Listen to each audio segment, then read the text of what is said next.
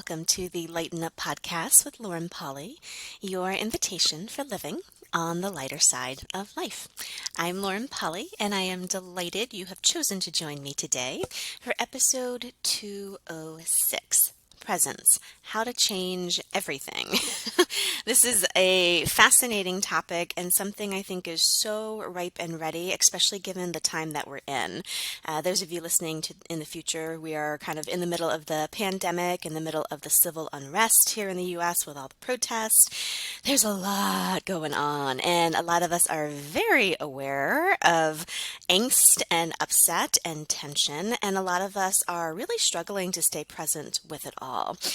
There is a desire really to either check out, disconnect, turn away, kind of like it's just too much, or hey, it doesn't apply to me.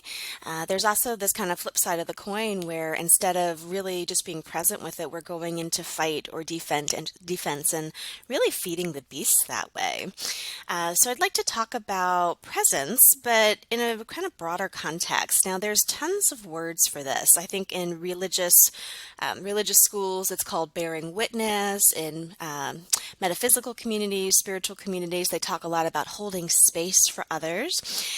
For me, especially with the energetic work, it's much more about being present, not pulling away, not checking out, not judging it, not fighting it, but also allowing yourself to be brutally honest with what's actually going on.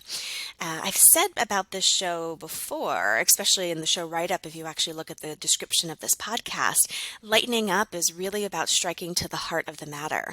And when you can look at something for what it actually is, not what you want to like sugarcoat it with, lipstick on the pig, like most of us live, when you're able to actually be honest and look to the depth of it, it gets a little bit uncomfortable, absolutely. Sometimes it's super uncomfortable and confronting, but it's by doing that and cutting through the crap that is surrounding it that we actually get to lighten up.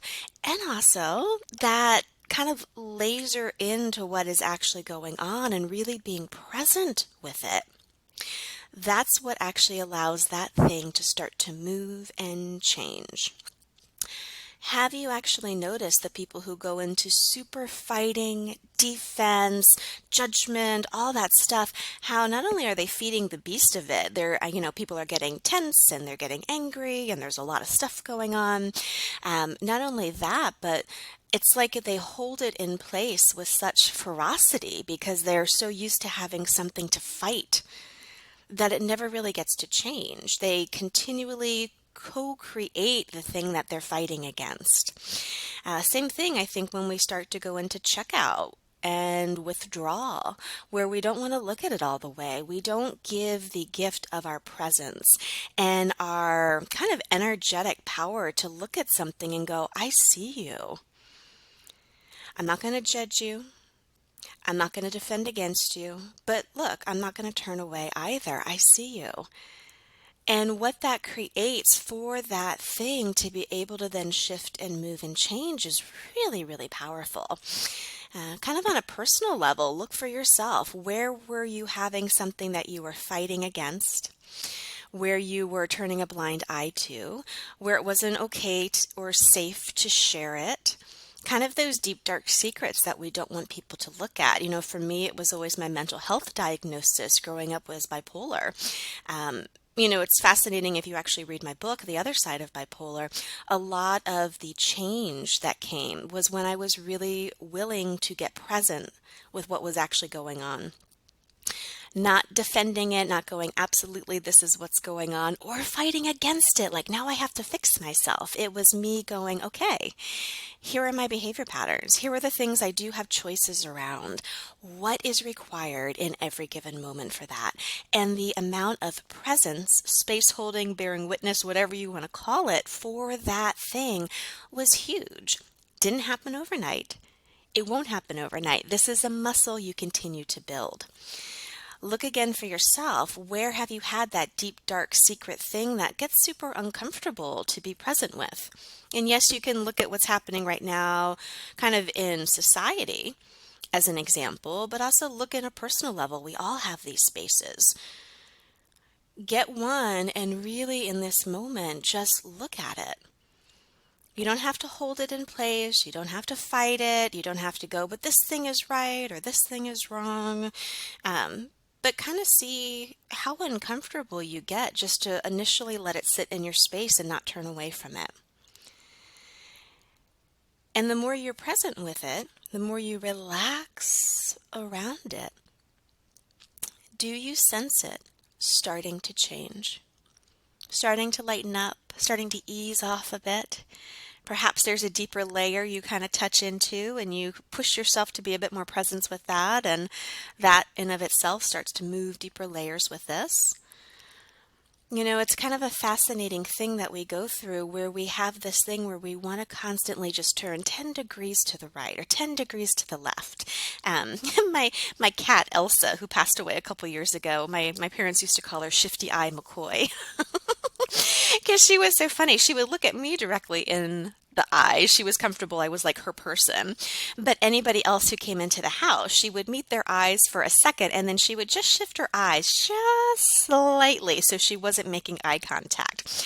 And it was such this energy of like, I know you're here and I know you're in my space, but I'm not going to give you the dignity of acknowledging you. I could also see, because she was kind of an anxious little creature, very, very aware, a healing kitty, where she would do that as a way to not get overwhelmed with someone's presence. You'll see this in a lot with sensitive people who are very aware that we're kind of making eye contact and being super present in the way we define it gets very uncomfortable, so they shift a little bit. And it's such a coping mechanism that most of us develop of like, okay, I'm going to look at this thing, but I'm going to kind of not look at it directly. What would it take to actually be eyes on it? And what presence can you be with that? And what gift is that presence?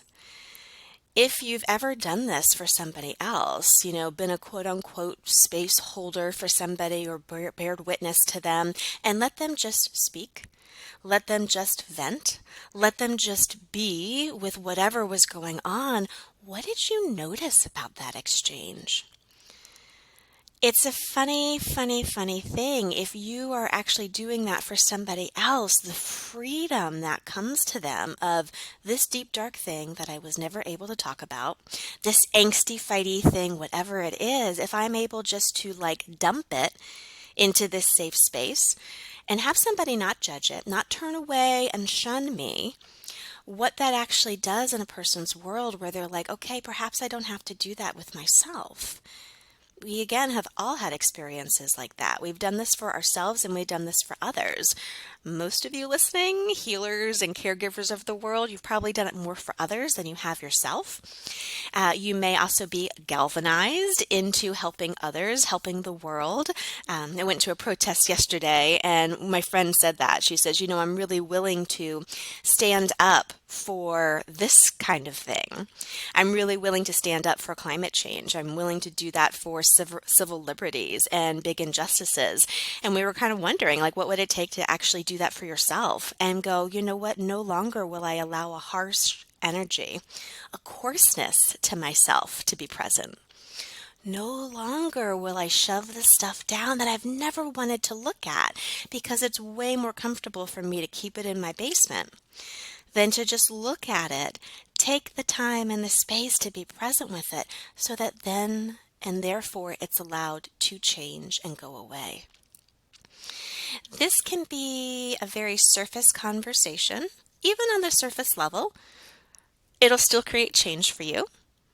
But I'm wondering what you can actually engage in this week that would allow you to start to release deeper stuff. Where is a safe, quote unquote, container that you can allow this to fall into? Can you actually be present with what's up for you? Is it something where you have somebody in your life where you can practice this with? Is it a journal where you know the page won't judge you and you can get it out? It is not about dumping it out to sit in it. It is not about looking at what's going on in a way where you are so caught up that it never goes away. Don't go into the trauma, the drama, the holding of it. It is simply allowing yourself to be present with it, letting it enter your space, and then relaxing around it. So again, get that thing that you've been secret, hiding, shoving down, not wanting to look at. Allow that to come into your space. Allow it to be present. The entity of it, the points of view that have been conglomerated together, the stories that are like interwoven with each other, all of that.